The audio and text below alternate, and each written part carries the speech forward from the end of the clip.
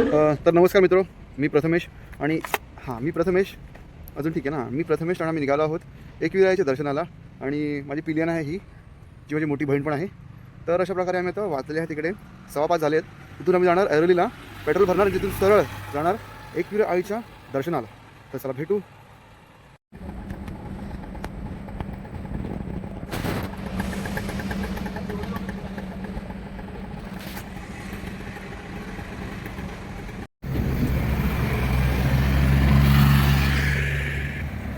नमस्कार गाईस. तर अशा प्रकारे आम्ही ऑलमोस्ट आता लोणावळ्याला पोहोचलो आहोत.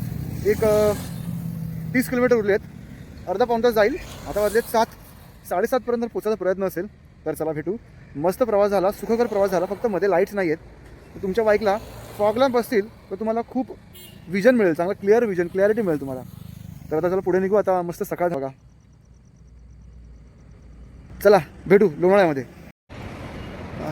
तर गाईज आता वाजलेले आहेत 7:20 आणि आम्ही ऑलमोस्ट लोणावळ्याला पोचलेलो आहे. तर हा बघा, मस्त सुंदर असं वातावरण आहे.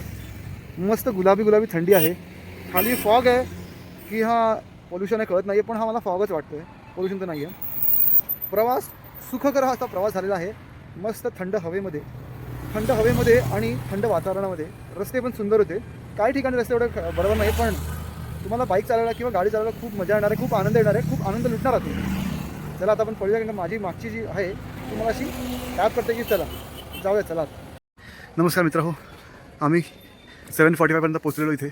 मध्ये रस्ता चुकल्यामुळे थोडा उशीर झाला आणि आता आम्ही पायऱ्या चढतोय. तुम्ही बघू शकता पायऱ्या, सुंदर अप्रतिम पायऱ्या आहेत. आणि माझी जी मागे आहे, कुठे आहे ना, हा आहे, ती जाम दमलेली आहे. आणि मी पण डाळिंब खाऊन आम्ही फक्त निघालो आहे. अरे बापरे, जेवण कुठं जायचं. चला आता बघू.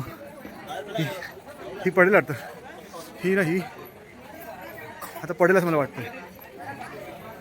तर मित्र हो, एक 5-10 मिनिटाचा ट्रॅक होता. हा ट्रॅक इन द सेन्स पायऱ्याच होत्या, ट्रॅक बोलू शकत नाही आम्ही. आणि आता आम्ही आलो आहोत कारला डोंगरा. हे मंदिर आहे. तर हे मंदिर असं आहे. आता आम्ही लाईन जातो आहे. लाईन सुरू झालेली आहे. इथून अशी लाईन असते, इथपर्यंत जास्ती लाईन असते.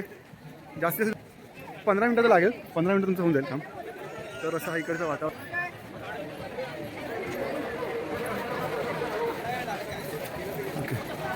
त्याची ही लाईन आहे. इकडून सरळ आपण तिथे जायचं आपल्याला. अशी पूर्ण गोल फिरून अशी लाईन जाते तिकडे.